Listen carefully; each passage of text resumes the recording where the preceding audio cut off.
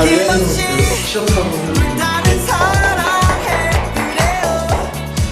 일단 첫 번째 기사입니다. 예.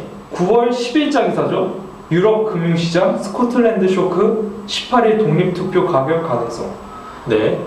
이 스코틀랜드 쇼크라는 게 예. 그 스코틀랜드가 영국 소속이지 않습니까? 그렇죠. 근데 이제 스코틀랜드가 영국에서 분리 독립하겠다. 예. 이런 뭐 주민 투표를 시행한다고 하는 등 예. 이런 현상을 지금 스코틀랜드 쇼크라고 하거든요. 자, 이럴 경우에 영국의 경제적 혼란이 가중될 수 있다. 이런 얘기가 나오거든요. 그렇죠. 그러니까 스코틀랜드가 이제 분리가 되게 되면 예. 일단은 스코틀랜드가 그 북해 쪽에 예. 그 원유 자원의 거의 한 90%를 차지하고 있거든요. 예, 그렇죠. 네. 그리고 인구가 한 8% 되고, 그렇죠. GDP가 10% 정도 가지고 있기 때문에 영국 경제에 큰 영향을 미칠 것이다. 그렇죠. 이런 얘기가 나오고요. 자, 그에 따라서 영국 통화 가치가 지금 파운드 가치가 그 최저 수준으로 지금 떨어졌죠. 10개월 만에요. 그렇죠. 그 다음에 스코틀랜드에 본사를 둔 주요 기업의 주가도 크게 떨어졌고요. 그렇죠. 아무래도 리스크가 좀 두 국가에 다 있을 거라고 생각을 하는 거죠. 투자가들이. 이 유럽 연합에도 이 영향이 연쇄적으로 파장이 있을 것이다. 이런 얘기까지 나오고 있는데요. 지금 이 주민들에게 투표를 한번 해봤어요. 예. 그런데 이제 찬성하고 아직 그 반대가 네. 독립의 찬성과 반대가 지금 거의 박빙 수준인데 어떻게 나올지 모른다는 거죠. 그리고 사실상 찬성이 나온다 해도 영국 정부가 스코틀랜드 정부한테 파운드화를 사용하지 말아라 네. 이렇게 요구를 하고 있습니다. 그렇게 되면 이제 통화가 아예 사라지게 되는 거죠. 스코틀랜드 통화는 잠시 부재가 되는 그런 뭐랄까 영향을 끼칠 수가 있고요. 그렇죠. 그 다음에 이제 영국 측에서는 그 북해 그 원유 문제, 예, 그렇죠. 그게 좀 심각하게 문제로 대두가 될 수 있겠죠. 자원 문제, 천연 자원 문제로. 좋은 기사였네요. 다음 기사로 9월 12일 자, 은행 기업 대출 40%가 역마진. 자, 이런 기사였습니다. 예. 자, 민영, 역마진이 뭔가요? 역마진이라는 건 결국에는 마진이 그냥 이익을 본다는 거 아니에요? 순이익을 볼 수 그쵸. 있다는 플러스 이익이죠. 역마진은 반대로 마이너스 이익이라고 볼 수가 있겠죠. 그러니까 즉 적자를 보고 있다는 얘기죠. 그렇죠. 근데 지금 은행이 기업 대출 40%가 역마진이니까 기업에 대출하는 것 중에서 10개 중에 4개가 손해를 보면서 지금 대출을 하고 있다는 그렇죠. 얘기잖아요. 한마디로 대출해줄 때 예. 덤핑 대출하고 있다라고 예. 볼 수가 이게 있겠죠. 연간 이게 1,800억 원에 이르는 어마어마한 양을 손해를 보면서 대출을 하고 있는데 예. 자, 도대체 이렇게 하는 이유가 뭡니까? 그러니까 지금 우리 그 금융 산업이 내수 시장에서만 이제 활동하다 보니 예. 경쟁이 좀 치열해지기 마련이죠. 그렇죠. 그러면서 이제 그 고객들을 더 유치하기 위해서 역마진을 보더라도 고객들을 더 유치해서 이제 경쟁력을 키우겠다. 지금 이 기사가 나타내주고 있습니다. 그렇죠. 그러니까 주택담보대출이나 신용대출이나 뭐 가계대출 같은 건 이렇게 크지가 않은데 기업 대출만 유독 이렇단 말이에요. 그렇죠. 그러니까 기업 대출이 사실상 그 대출에서 이제 받아낼 수 있는 그 마진의 거의 대부분 차지한다고 볼 수가 있겠죠. 왜냐면 기업이 대출하는데 좀 큰 금으로 보통 대출하고요. 쏠쏠하기 때문에 예. 은행들은 거기 그 기업 고객 유치에 좀 신경을 쓸 수밖에 없겠죠. 그렇죠. 여기 보면은 뭐 그러니까 3.1, 3.2 정도 금리를 줘야 되는데 예. 이제 그 이하로 연 3.3 밑으로 준다거나 뭐 통상 0.5에서 1% 가량 그 손해를 보면서 예를 들어서 뭐 100억 빌려주면 1억은 손해 보는 거잖아요. 그러면 1%면요. 그래서 맞습니다. 그 손해를 보면서 하는데 그 은행과 기업의 관계가 바뀌어서라는 말도 있는데요. 그러니까 과거에는 은행이 갑이었고 기업이 을이었잖아요. 예. 근데 이제는 은행이 기업의 비율을 맞추는 을이 됐죠. 자, 좋은 기사였습니다. 이것도. 아니 좋은 기사는 아니 좀 뭔가 마무리 좀 제대로 해주세요. 문제는 이걸로 인해서 그 은행 수익성이 점점 나빠지고 있기 때문에 그렇죠. 안 좋다는 거고 은행 시장이 왜곡되고 있어요. 그렇습니다. 맞습니다. 예. 예, 그래서 지금 이 가장 큰 원인은 일단 어차피 금융권이 내수 시장에서만 놀고 있기 때문이다 라는 거죠. 그러니까 이제 시장이 다 그 포화가 됐기 때문에 그렇죠. 더 이상 뭐 뽑아올 게 없으니까 출혈 경쟁을 통해서 그 외형 불리기만 하고 있는 그렇죠. 은행의 실태가 문제다. 맞습니다. 그런 말씀입니다. 그래서 해외로 좀 진출을 해야 되지 않을까 싶은 거죠. 예, 다음 기사. 그렇죠. 예, 9월 12일자 두 번째 기사입니다.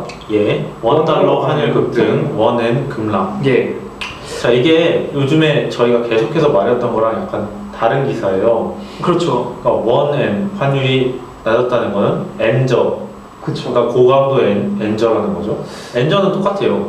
그렇죠. 근데 원달러 환율이 급등했다는 거는 달러 가치가 올랐다는 거잖아요. 예, 그렇죠. 저희가 리아이드노믹스를 하면서 예. 불과 몇 주 전만 해도 원고 현상이 심각해서 그렇죠. 수출 산업이 위험하다라고 예. 말했습니다. 그렇죠. 그 기억이 있는데 지금은 또 원달러 환율이 급등했단 말이에요.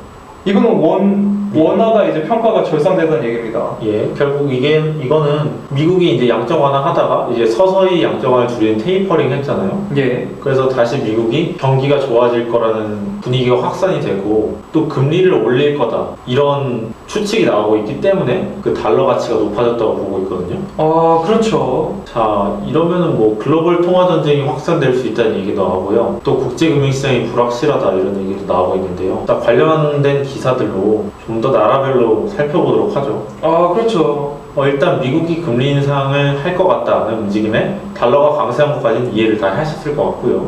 예. 자, 그다음에 그 유럽은 어떻게 나오고 있습니까 지금?